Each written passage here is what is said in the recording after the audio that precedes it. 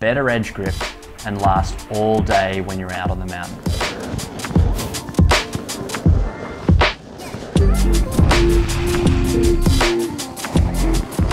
So what exactly is too far forward in your ski stance? And what is too far back? Well, today I'd like to help you find that sweet spot in your ski stance that will help you get better edge grip and last all day when you're out on the mountain. I'm Tom Gellie from Big Picture Skiing, and you're tuned in to Carv's Technique Teardown. To help us with this topic of stance and the sweet spot, Paula has sent in some skiing footage from Heavenly Ski Resort Lake Tahoe. Now, Paula is a self-professed intermediate trying to break through to that upper intermediate advanced level, and she's just gotten back into skiing in the last 2 years. Now, her goal, this is a great goal, she wants to ski in Avoriaz, France this winter with her best friend Natalie. And Natalie's an expert, so she knows there's a difference in their ability level. And she's frustrated, Paula is frustrated with her edging ability. She finds she can't get that much grip, as well as when she's using Carv, she's finding that Carv is telling her that her stance is often too far back. So let's take a look at Paula's skiing now to get a little bit more of an idea of what's going on. A couple of things that really stick out is the skidding through the end of the turn. So right there. And a good way to be able to identify this is I'm going to draw in her skis. So 2 sets of skis here. And as I scrub forward in slow motion, what you notice is her body is not going across the hill very much. Okay, it's actually drifting down the hill. Now your ski edges are there when they're biting. We should see Paula move across the screen in this direction, but it's more down the hill. So gravity's kind of winning, and she's not able to find that grip. We can also see that her stance doesn't look totally comfortable, okay? So there's not really a platform there. Her hands sort of held in this position is a pretty good giveaway to me that the stance is not really feeling great for her. We can also see on the other side here, this is a really good one to look at. The fact that she looks to be leveraging a lot on the front of the boot. And we heard Paula say that she's really, she's hearing feedback on her stance not being right and not forward enough. So how she's trying to get forward is her whole body is really leveraging forward, and it's really giving away to me that the cuff of the boot is being kind of crushed, and that's what she's, I guess, intuitively trying to do to get forward. So I mentioned that when I ski, I am more feeling the soles of my feet. Okay, so let's contrast this shin pressure with sole of the foot pressure. So I've got a bone, a lower leg bone here in my boot, and I'm just going to show you that if at the end of the turn, your focus is on trying to drive forward like this, you can see that the back of the boot lifts up. So if you just extended your sort of imagination here to there being a ski along here, as soon as you do too much of this, you're actually going to lose contact back here with the ski. So even if you have got a lot of edge angle, you actually might be losing the contact and pressure along the edge from the foot back. So this shin is a lever, you got to be sort of careful with it. As opposed to thinking about the soles of your feet, the sensitivity you want to practice, Paula, is actually feeling the ball of your foot and the front of the heel, so the whole sort of length of the foot here simultaneously. So the ball of the foot is kind of your contact with the tip of the ski, the heel with the back of the ski. So together evenly, you've got both. Now second, the shin, instead of pushing it forward and kind of focusing on crushing the boot and shin pressure here, you could actually just have some light shin pressure and focus on the shin moving this direction, which is again going to help you concentrate the sensitivity and awareness and pressure of your feet being felt under here.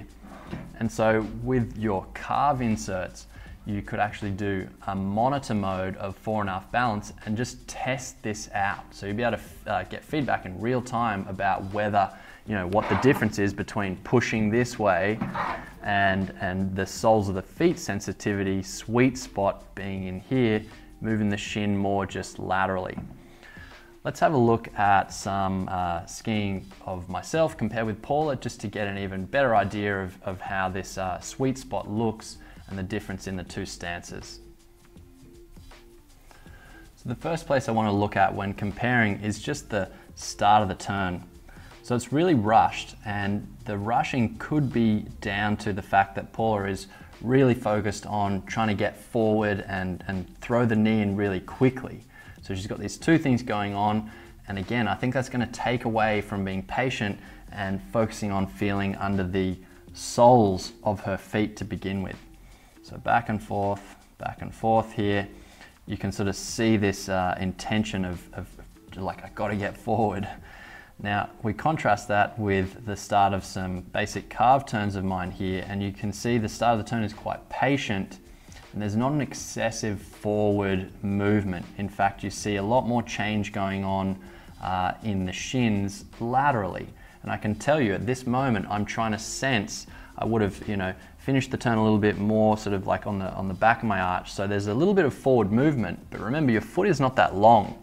So I've moved from the heel to the ball of the foot just slightly, but not so much that I create this leverage again. We're not going that far. So 4.5 balance is really like a subtle thing. So it's at this moment I'm trying to sense through my feet those contact points. So ball of the foot and heel at the same time. And then as I go around, I'm just trying to, for a carve turn anyway, maintain that feeling. So my fore and aft adjustments are always sensed through my feet and in this small sweet spot zone. Now if we come around to the end of the turn, where Paula and I are together here, and if I overlay the two, this should help to show the difference in the stance. And also that the skis are not gripping because of where the stance is. So you can sort of see when they're side by side that there is a look of Paula trying to really drive forward here, whereas at this moment I'm telling you I'm really focused on staying in the center of that ski so it grips. And the cool thing is, so now you can see this idea that when the ski grips and the skis are pointed across the hill, I go across the hill. Whereas see, Paula is not really making as much of a move there, especially this phase here. So she's moving more down the mountain, even with the skis pointed across the hill. So let's look at an indoor exercise for you, Paula, and for everyone else out there, to see if we can fine tune that sensitivity in the feet and not overpower that leverage with the shin. Okay, Paula and crew, you can put a ski boot on if you want. It's going to really help, but not necessary. The first thing I want you to feel is the difference between driving all your pressure into the cuff of the boot and focusing on that. And I want you to be aware that that changes the pressure under your foot to being just all the ball of the foot. And even beyond that, especially without skis on, see how my boot lifts. Okay, so this is not going to help our quest to try and get the skis to grip.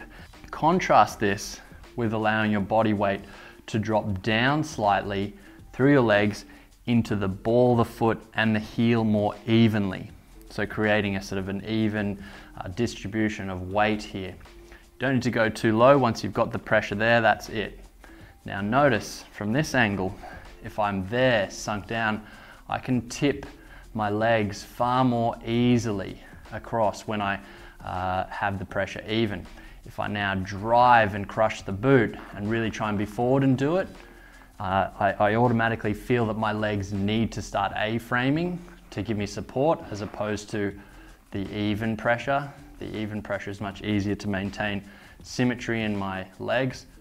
Crushing the boot tends to give me the A-frame. You're going to lose the tail of the ski. It is going to slide out, even when you're trying to really drive the knee over to a higher edge angle.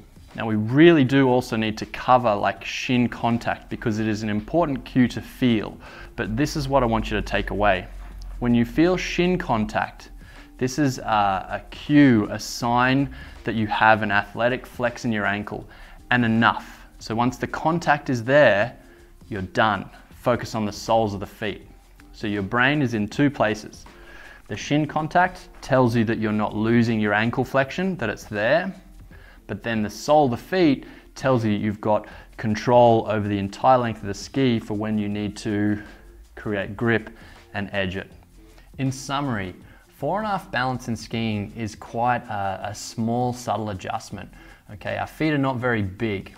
So remember, when you really want that ski to bite and grip, Too much shifting of fore and aft is going to actually be a detriment and make the ski skid more. So Paula and intermediates out there, be a little more patient, feel through the soles of your feet more, and if you're going to be feeling the shin against the front of the boot, remember this is just your cue, this is some feedback to tell you that you have got your ankle flexed. I hope you enjoyed this series of technique teardowns from Carv. I hope to see you on the next one.